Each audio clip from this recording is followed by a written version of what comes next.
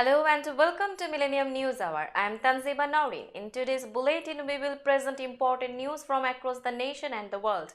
Let's begin with the headlines of the day.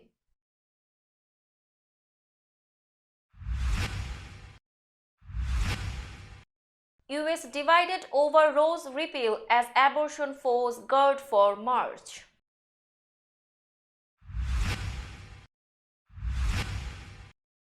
Harris to push abortion fight in Florida on Roe anniversary.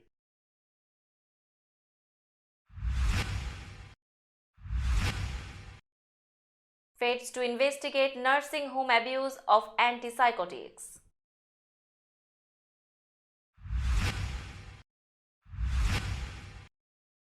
US to help Ukraine repair power grid after Russian strikes.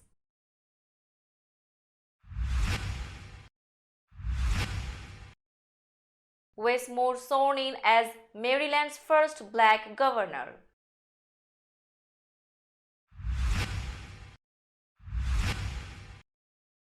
California sees extensive storm damage as weather comes.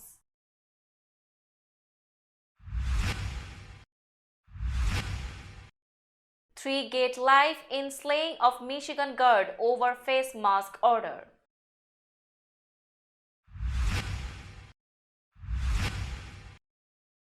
US-Chinese officials discuss climate-economy relationship.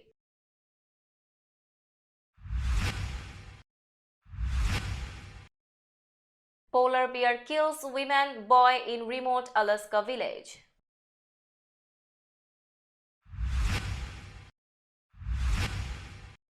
Snoop Dogg, Gloria Estefan said make it to Songwriters Hall.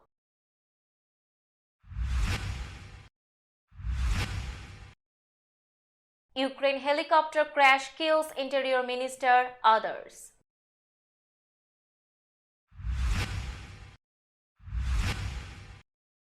Putin says Ukraine action aimed to end war raging since 2014.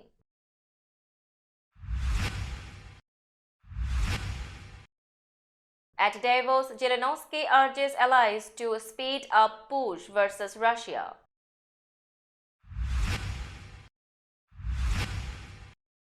Nobel winner Maria Ressa, news outlet cleared of tax evasion.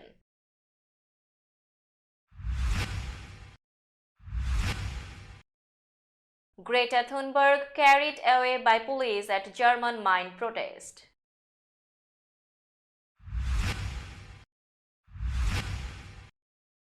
Ten dismembered bodies found buried in central Mexico.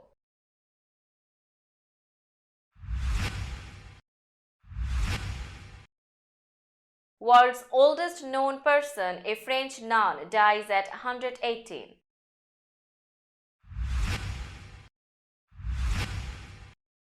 Hampered by bad hip, Rafael Nadal loses at Australian Open.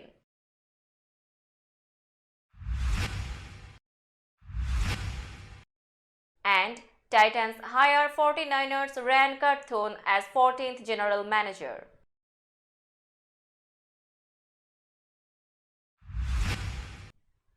Now news in detail. Anti-abortion activists will have multiple reasons to celebrate and some reasons for unease when they gather Friday in Washington for the annual March for Life. The march, which includes a rally drawing abortion opponents from across the nation, has been held annually since January 1974. A year after the US Supreme Court's Roe v. Wade decision established a nationwide right to abortion. This year's gathering, 50 years after that decision, will be the first since the High Court struck down Roe in a momentous ruling last June. Since then, 12 Republican-governed states have implemented sweeping bans on abortion, and several others seek to do the same.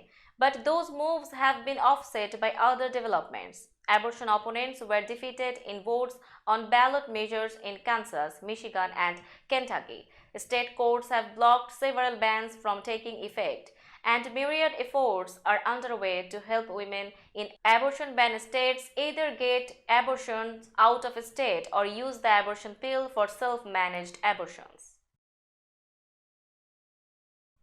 Vice President Kamala Harris will headline the White House's commemoration of the 50th anniversary of Roe v. Wade on Sunday, a bitter historical milestone for the Biden administration after the U.S. Supreme Court rolled back the national right to abortion. Administration officials said she will speak in Florida, where Democrats have been on guard for new efforts to restrict abortion from Republican Governor Ron DeSantis, a potential 2024 presidential candidate. The speech is a continuation of Harris' focus on reproductive rights in recent months, which has included meetings with activists, healthcare providers, and state lawmakers from around the country. It's also intended to be a signal that the administration isn't giving up on abortion now that the midterm election is over. Democrats performed better than expected, but the prospects for codifying Roe v. Wade into law haven't improved, and the administration has struggled to find ways to safeguard abortion access.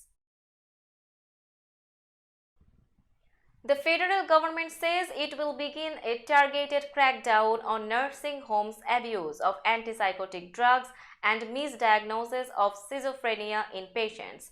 The Centers for Medicare and Medicaid Services is launching investigations this month into select nursing homes, aimed at verifying whether patients have been properly diagnosed with the psychiatric disorder. Evidence has mounted over decades that some facilities wrongly diagnose residents with schizophrenia or administer antipsychotic drugs to sedate them, despite dangerous side effects that could include death. According to the agency, no nursing home resident should be improperly diagnosed with schizophrenia or given an inappropriate antipsychotic, Health and Human Services Secretary Javier Becerra said in a statement Wednesday. The steps we are taking today will help prevent these errors and give families peace of mind. The Biden administration is providing $125 million for electrical parts and other supplies to help repair crews in Ukraine keep up with Russian strikes pounding the country's electrical system, the U.S. International Development Aid chief said Wednesday.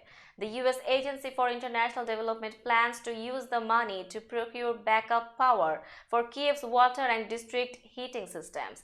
The funding also will help replenish supplies of gas turbines, transformers, and other vital power equipment. U.S. Aid Administration Samantha Power, who is attending the World Economic Forum in Davos, Switzerland, announced the funding in a statement Wednesday. U.S. aid says the money comes from the supplemental Ukraine funding approved by Congress last month. Russian forces since October have intensified strikes on Ukraine's electrical grid and other critical infrastructure, repeatedly plunging Ukrainians into darkness and winter cold. Utility workers and others are scrambling during what have been nearly weekly barrages on infrastructure to restore electricity and heating. Maryland Governor Wes Moore was sworn in as the state's first black governor on Wednesday, punctuating his inauguration with references to black history that included an acknowledgement of the enslaved people who once arrived by ship near the state capitol. Before his inaugural speech, Moore attended a wreath-laying ceremony at the Annapolis City Dock, which was once a regional slave port and the site of a memorial to enslaved African Kunta Kinte, who arrived there in 1767 and was written about in Alex Halles' book Roots. Moore was joined by other black leaders at the ceremony on a bright sunny morning, including Maryland Representative Kwesi Mfome, Attorney General Anthony Brown, former Lieutenant Governor Michael Steele, and former Massachusetts Governor Deval Patrick, who was the second black governor elected in the nation's history in 2006. Virginia's Douglas Wilder was the first black governor elected in 1989, and Moore is the nation's third. Key roadways remained closed, and officials estimated thousands of homes were seriously damaged in California as weeks of wild weather that flooded roadways, collapsed hillsides, and toppled countless trees finally became calm Tuesday. Telling the damage will take time, but the number of houses and other structures that will be red tagged as uninhabitable could be in the low thousands, said Brian Ferguson, spokesperson for the Governor's Office of Emergency Services. The damage is spread across 41 of California's 58 counties, Ferguson said. In unincorporated Santa Barbara County, after more than 60 inspections at properties that sustained damage from mudslides and downed trees, 4 homes were red tagged and 32 were yellow tagged as needing extensive repairs, said Kelsey Butita, the county's communications manager. There is no estimated reopening date for State Route 154, a key north-south artery in the county that is inundated with mud and rocks. Butita said 9 atmospheric rivers since late December caused power outages, flooding, lead breaks, washouts, and landslides nearly statewide. At least 20 people were killed. A married couple and their son convicted of first-degree premeditated murder in the fatal shooting of a security guard who demanded the woman's daughter wear a mask while shopping were sentenced Tuesday to life in prison without parole. Larry Teague, wife Sharmil Teague, and Sharmil Teague's son Ramania Bishop were sentenced by Genesee Circuit Court Judge Brian Pickle in the shooting death of Calvin Munnerlin on May 1, 2020. The 3 were convicted of first-degree premeditated murder, a crime that carries a mandatory punishment of life in prison without parole, following a trial that spanned several weeks, the Flint Journal reported. Munnerlin, who was 43-year-old, was shot at the store just north of downtown Flint shortly after telling Sharmil Teague's daughter she had to leave because she lacked a mask. Genesee County Prosecutor David Layton has said 2 men later came to the store and shot the security guard to death, investigators said. Bishop's sister, Bria Bishop, was charged with tampering with evidence, lying to police, and being an accessory to a felony. She was sentenced in November to time served and probation. U.S. Treasury Secretary Janet Yellen met on Wednesday with her Chinese counterpart and pledged an effort to manage differences and prevent competition from becoming anything ever near conflict as the two nations try to thaw relations. Yellen's first face-to-face meeting with Vice Premier Liu He in Zurich is the highest-ranking contact between the two countries since their presidents agreed last November during their first in-person meeting to look for areas of potential cooperation. Liu said he was ready to work together to seek common ground between China and the US. No matter how circumstances change, we should always maintain dialogue and exchanges, he said. A U.S. Treasury readout of the 2.5-hour meeting says the two agreed that the U.S. and China would cooperate more on issues around financing for battling climate change and work to support developing countries in their clean energy transitions. The readout also indicates Yellen plans to travel to China and welcomes her counterparts to the U.S. in the near future. The meeting comes as the US and Chinese economies grapple with differing but intertwined challenges on trade, technology, and more. A polar bear has attacked and killed 2 people in a remote village in western Alaska, according to state troopers. Alaska state troopers said they received the report of the attack at 2:30 p.m. Tuesday in Wells on the western tip of the Seward Peninsula. KTUU reported. Initial reports indicate that a polar bear had entered the community and had chased multiple residents. Troopers wrote, the bear fatally attacked an adult female and a juvenile male. The bear was shot and killed by a local resident as it attacked the pair, troopers said. The names of the 2 people killed were not released. Troopers said they were working to notify family members. Snoop Dogg, Gloria Estefan said Jeff Lynne, Glenn Ballard, Teddy Riley, and Liz Rose have been chosen to join the Songwriters Hall of Fame, a class that includes the writers of such varied hits as Man in the Mirror, Drop It Like It's Hot, and Rhythm Is Gonna Get You.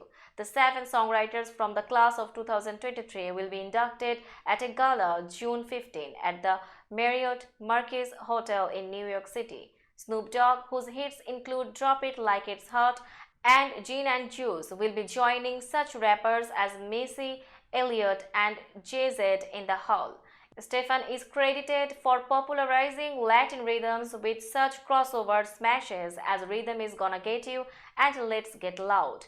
The inductees include soul jazz vocalist Sade, whose 1980s soft rock hits include Smooth Operator and The Sweetest Taboo, and Lynn of Yellow, who penned Mr. Blue Sky and Evil Omen. Ballard helped write Alanis Morissette's Monster 1995 album Jagged Little Pill and was involved in the recording and writing of several Michael Jackson albums, including Thriller, Bad, and Dangerous. Riley, the singer, songwriter, and producer, is credited with creating New Jack Swing and its top anthems like Bobby Brown's My Prerogative and Keith Sweat's I Want Her.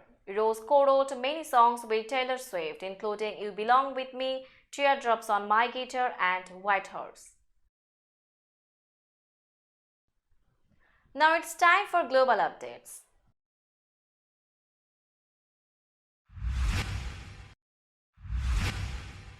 A helicopter flying in the fog crashed Wednesday into a kindergarten in a residential suburb of the capital Kiev, killing Ukraine's interior minister and about a dozen other people, including a child on the ground, authorities said. Interior Minister Denis Monastersky, who oversaw the country's police and emergency services, is the most senior official killed since Russia invaded nearly 11 months ago. His death, along with two others from his ministry, was the second major calamity with 4 days to befall Ukraine, after a Russian missile struck an apartment building in the southeastern city of Dnipro, killing dozens of civilians. There was no immediate word on whether the helicopter crash, which occurred on a foggy morning in Kiev's eastern suburb of Brovary, was an accident or related to the war, but Ukrainian authorities immediately opened an investigation. No fighting has been reported recently in the capital region. Ukraine's state emergency service said at least 14 people were killed, including 9 aboard the helicopter and a child on the ground. It said 25 people were injured, including 11 children. Early official reports gave differing numbers of casualties. Russian President Vladimir Putin said Wednesday that Moscow's action in Ukraine was intended to stop a war that has raged in eastern Ukraine for many years. Speaking at a meeting with veterans, Putin said Moscow had long sought to negotiate a settlement to the conflict in Ukraine's Donbas, an eastern industrial region where Russia-backed separatists have battled Ukrainian forces since 2014. Large-scale combat operations involving heavy weapons, artillery, tanks, and aircraft haven't stopped in Donbas since 2014, Putin said. All that we are doing today as part of the special military operation is an attempt to stop this war. This is the meaning of our operation, protecting people who live on those territories. Putin insisted again that Russia tried to negotiate a peaceful settlement to the separatist conflict before sending in troops, and said we were just duped and cheated. He described Ukraine's east as Russia's historic territories, adding that Moscow conceded their loss after the 1991 collapse of the Soviet Union but had to act to protect Russian speakers there. Putin has explained his decision to send troops into Ukraine on February 24 by citing of a need to protect Russian speakers, as well as to pursue the demilitarization and denazification of Ukraine to prevent the neighboring country from posing a threat to Russia. Ukraine and its Western allies have rejected the rationale as a cover for an unprovoked act of aggression. The world is in a sorry state because of myriad interlinked challenges, including climate change and Russia's war in Ukraine, that are piling up like curves in a chain reaction crash, the UN chief said at the World Economic Forum's meeting Wednesday. UN Secretary General Antonio Guterres delivered his gloomy message on the second day of the elite gathering of world leaders and corporate executives in the Swiss ski resort of Davos. Sessions took a grim turn when news broke of a helicopter crash in Ukraine that killed more than a dozen people, including Ukraine's interior minister and other officials. Forum President Birger Brandt requested 15 seconds of silence, and Ukrainian First Lady Olena Zelenska dabbed teary eyes, calling it another very sad day. then telling attendees that we can also change this negative situation for the better. NATO Secretary General Jens Stoltenberg says Ukraine's Western backers this week will discuss ways to supply heavier and more advanced weapons to help it fight Russia. The so-called Ukraine Contact Group will gather at Ramstein Air Base in Germany on Thursday and Friday. It consists of about 50 top defense officials, including U.S. Defense Secretary Lloyd Austin, who work to coordinate military contributions to Ukraine. Stoltenberg says supplying Ukraine with more equipment long-term will help force Russian President Vladimir Putin to the negotiating table. Nobel Peace Prize winner Maria Ressa and her online news company were cleared Wednesday of tax evasion charges she said were among a slew of legal cases used by former Philippine President Rodrigo Duterte to try to muzzle critical reporting. The Court of Tax Appeals ruled that prosecutors failed to prove beyond reasonable doubt that Ressa and Rappler Holdings Corporation evaded tax payments in 4 instances after raising capital through partnerships with 2 foreign investors. The acquittal of the accused is based on the findings of the court that respondents did not commit the crime charged, the court said in its decision. Rappler welcomed the ruling as a triumph of facts over politics.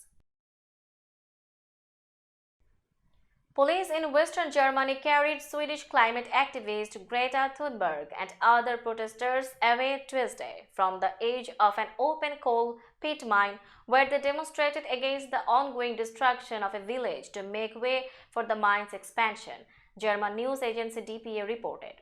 Thunberg was among hundreds of people who resumed anti-mining protests at multiple locations in the western German state of North Rhine-Westphalia, a day after the last 2 climate activists holed up in a tunnel beneath the village of Luitzerath left the site. The German government reached a deal with energy company RWE last year, allowing it to destroy the village in return for ending coal use by 2030 rather than 2038. Both argued the coal is needed to ensure Germany's energy security that's squeezed by the cut in supply of Russian gas due to the war in Ukraine. But environmentalists say bulldozing Luitzerath will result in vast greenhouse gas emissions. Germany is expected to miss its ambitious climate targets for the 2nd year in a row. Amid the heated coal debate in Germany, the European Union pushed forward on Tuesday with a major clean tech industrial project designed to boost its plans for a greener future as the 27-nation bloc pursues the goal of being climate neutral by 2050.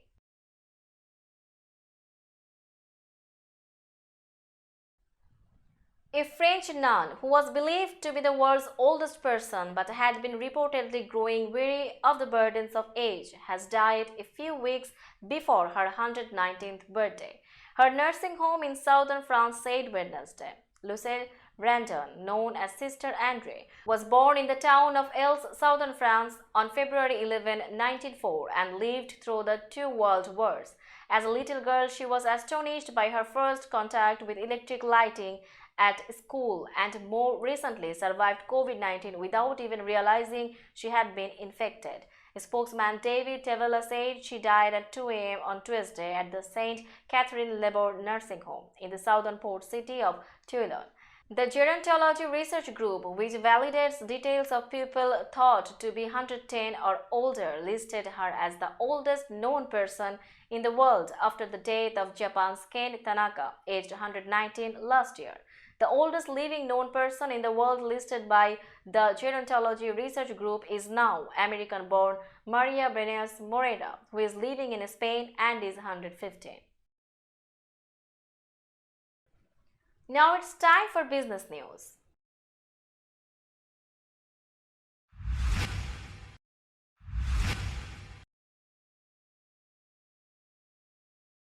New York stock close price is 15,883.56. The NYSE composite is decreased by 34.81 points or 0.22%.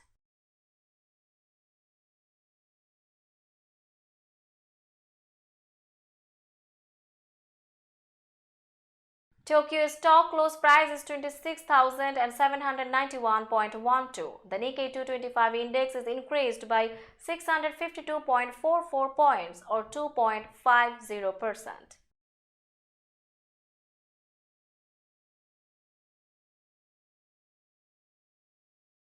Shanghai stock close price is 3,224.406. The Shanghai Composite Index is increased by 0.16 points or 0.01%.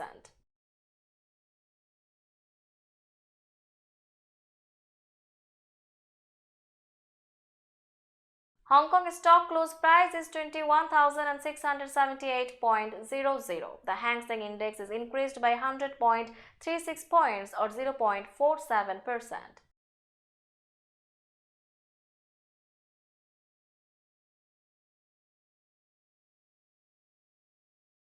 Bombay stock close price is 61,045.74. The Sensex index is increased by 390.02 points or 0.64%.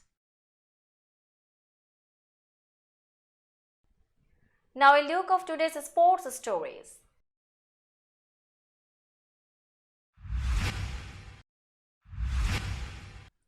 Rafael Nadal bowed his head during changeovers and rested his elbows on his knees, the very picture of resignation.